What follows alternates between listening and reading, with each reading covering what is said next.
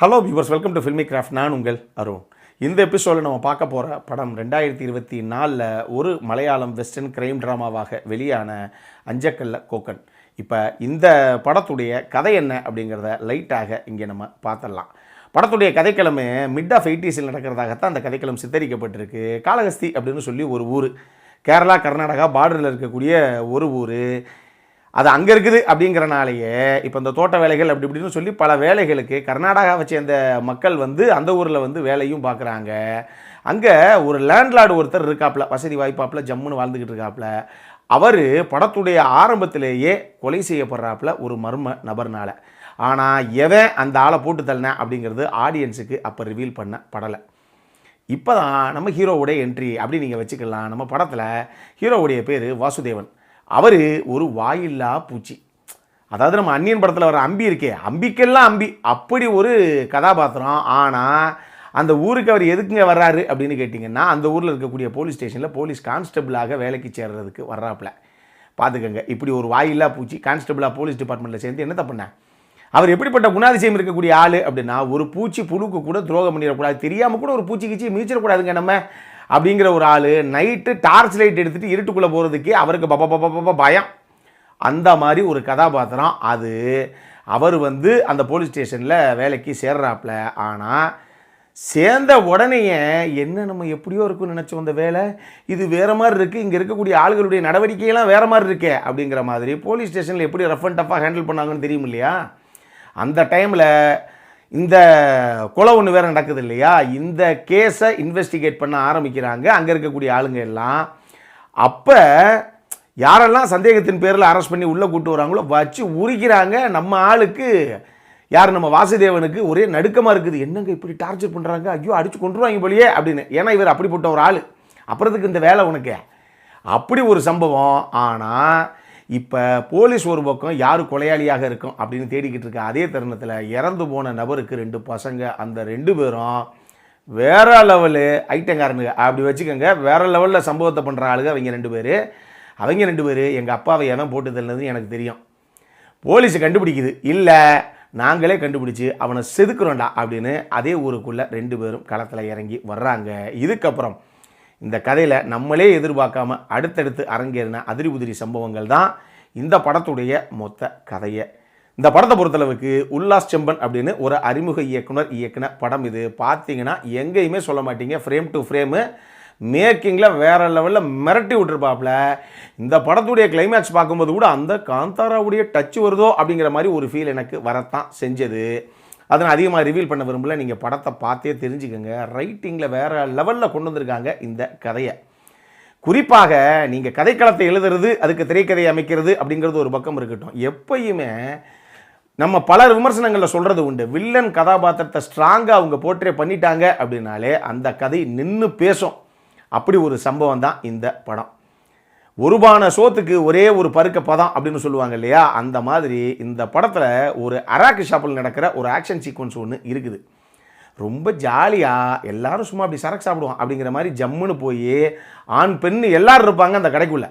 அது வெறும் செட்டு தான் அந்த கடை. ப்ரொடக்ஷன் டிசைன் டீம் அதளவுக்கு ரொம்ப நேர்த்தியாகவே பண்ணியிருப்பாங்க. அந்த இடத்துல போய் ஜாலியாக அப்படி சரக்கு அடிக்க ஆரம்பிப்போம் அப்படின்னு எல்லா ஆளுக்கு அப்படி கலகலன்னு பேசிக்கிட்டு அப்படியே ஒரு பாட்ட ஆரம்பிக்கும். எல்லோரும் உள்ளே ஆடிக்கிட்டு இருப்பாங்க.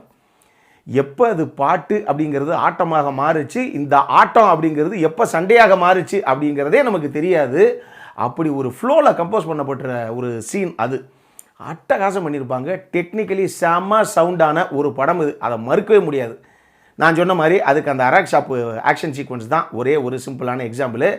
நீங்கள் பாருங்கள், பொதுவாகவே ஒரு ஆக்ஷன் சீக்வன்ஸ் அதகலமாக ஒர்க் அவுட் ஆயிடுச்சுங்க, வேறு லெவலுங்க அப்படின்னா யாரெல்லாம் நம்ம வழக்கமாக பாராட்டுவோம்? அருமோ அவர் தான் படத்துடைய சினிமோகிராஃபர், செம்மையாக பண்ணியிருப்பார். அவர் வச்ச ஒரு ட்ரான் ஷாட்டுமே வேறு லெவலில் இருக்கும் இந்த கதைக்கு. குறிப்பாக அந்த 2 கதாபாத்திரங்கள், அதாவது கொலை செய்யப்பட்ட நபருடைய பசங்களாக 2 பேர் ஊருக்குள்ளே வரும்போது ஒரு RX சென்டரில் அப்படி மலைப்பகுதியில் இப்படி போவாங்க, ஒரு ட்ரான் ஷாட் ஒன்று வச்சுருப்பாப்பில்.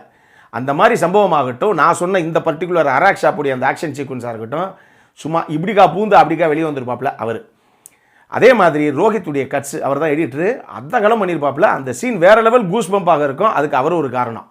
மணிகண்டன் ஐயப்பா, அவர் தான் மியூசிக் டைரக்டரு. அந்த பர்டிகுலர் முதல்ல ஒரு பாட்டாக ஆரம்பித்து அதை ஆக்ஷன் சீக்வன்ஸாக கன்வெர்ட் பண்ணுறாங்க இல்லையா? அந்த பாட்டை கேட்கும்போதே நமக்கு அஜகஜேந்திரத்தில் ஒரு பாட்டு ஒன்று வரும், செம்ம பெப்பி நம்பர் 1. அந்த படத்துடைய விமர்சனத்தில் நான் சொல்லியிருப்பேன், வேறு லெவலில் தெரிக்கும் அந்த பாட்டு. ஜாலியாக ஒரு ஃபோக் சாங்காக ஆரம்பித்து அடுத்து பீட்டை உள்ளே கொடுத்து வெளியே எடுத்துருப்பாங்க. வேற மாதிரி ஒரு சம்பவம். அந்த பர்டிகுலர் சீக்வன்ஸ் ஒரு 10 நிமிஷம் ஓடும். மிரட்டி விட்டுருப்பாங்க, இப்படி ஒரு மேக்கிங் எங்கே சாருது அப்படின்னு. ஆனால் இது போக நான் சொன்ன மாதிரி அந்த அராக் ஷாப்பை செட்டு போட்ட ப்ரொடக்ஷன் டிசைன் டீமுடைய ஒர்க்கு, சவுண்ட் டிசைனிங் ஒர்க்குன்னு சொல்லி இவ்வளவு சொல்கிறோம்ல, இவ்வளவு தான் மேக்ஸிமம் ஒரு ஆக்ஷன் சீக்வன்ஸ் அதகலமாக வந்தது காரணம் சார் அப்படின்னு ரொம்ப குறிப்பிட்டு சொல்ல வேண்டாம், மேலே அப்படி சொல்லலாம் அப்படின்னா இவ்வளவு தான் சொல்லுவோம். ஆனால் உண்மையாக நான் சொல்கிற அந்த ஆக்ஷன் சீக்வன்ஸ் தெரிச்சதுக்கு இது எல்லாமே தாண்டி கேரக்டரைசேஷன் அப்படிங்கிறது ரொம்ப பெரிய விஷயமாக இருந்திருக்கு. நான் சொன்ன அந்த 2 நபர்கள், அந்த நெகட்டிவ் ஷேட் இருக்கக்கூடிய 2 கேரக்டர்ஸ், அந்த 2 கேரக்டர்ஸையும் பார்க்கும்போது நோ கண்ட்ரி ஃபார் ஓல்ட் மேனில் ஆண்டன் சிகாருடைய கதாபாத்திரம் தான் எனக்கு ஞாபகம் வந்தது. அந்த விமர்சனத்தை பார்த்தீங்கன்னா இன்னைக்கு வரைக்கும் உலகத்தின் தலை சிறந்த வில்லன்களில் யார் முக்கியமான ஆள் அப்படின்னா ஆண்டன் சிகாரை யாருமே மறந்துருக்க மாட்டீங்க. உலக படங்கள்லாம் பார்க்கக்கூடிய நபர்கள், தலைவன் அந்த ஸ்பாட்டில் வந்தான் அப்படின்னாலே இன்னைக்கு கண்டிப்பாக ஒரு பலி விழுகுது அந்த இடத்துல அர்த்தம். அப்படி உள்ள துப்பாக்கியோட வர்ற மாதிரி இருக்கும். அடுத்த செகண்ட் ஹோட்டலுடைய அந்த பூட்டி கிடந்த கதவுடைய அந்த பூட்டு தெரியும், மிரட்டலில் மிரட்சி ஆயிடுவோம் அந்த சீனில். அப்படி ஒரு போர்ட்ரே பண்ணப்பட்ட கதாபாத்திரம் அது ஆண்டன் சிகாருடைய கதாபாத்திரம்.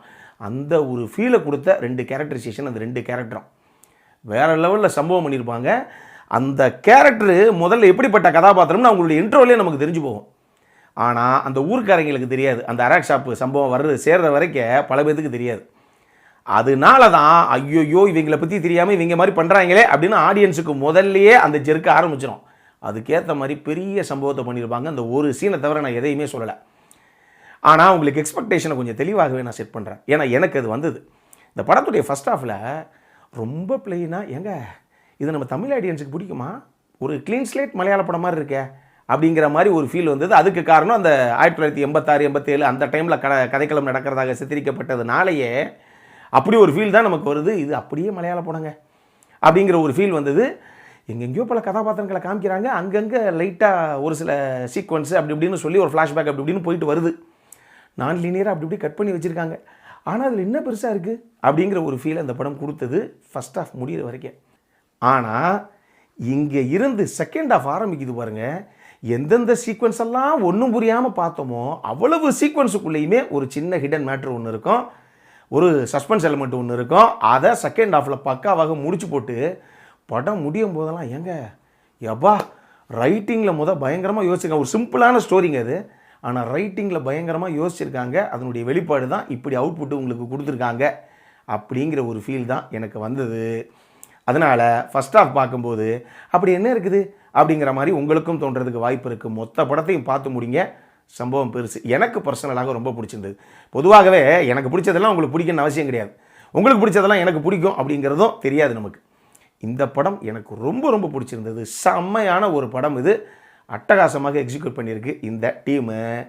அதே மாதிரி லூக்மேன் அவரன் ஆகட்டும், செம்பன் வினோத் ஜோஷ் ஆகட்டும், நம்ம மணிகண்டன் ஆச்சாரி அவரும் சரி, இந்த 3 பேர் தான் முக்கியமான கதாபாத்திரங்கள். இது போக அந்த RX 100 இறங்கி ஒன்று டான்ஸ் பண்ணிக்கிட்டே இருக்கும், இன்னொன்று நம்ம ட்ரிபிள் H மாதிரி சுத்தியலோடு தான் பேசும்.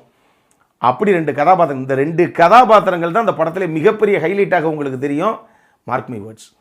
அப்படி ஒரு சம்பவம் எல்லாருமே பர்ஃபார்மன்ஸில் சும்மா வச்சு கிழிச்சு எடுத்துருக்காங்க இந்த படத்தை.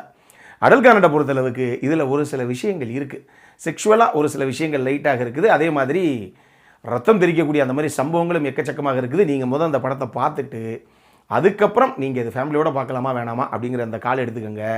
நம்ம சைடில் இருந்து ஒரு ஹைலி ரெக்கமெண்டட் படம். நான் ரொம்ப என்ஜாய் பண்ணி பார்த்த ஒரு படம் இது. குறிப்பாக செகண்ட் ஹாஃப் வேறு லெவல் சம்பவம். வெயிட் அண்ட் வாட்ச், அவ்வளோதான் நான் சொல்லுவேன்.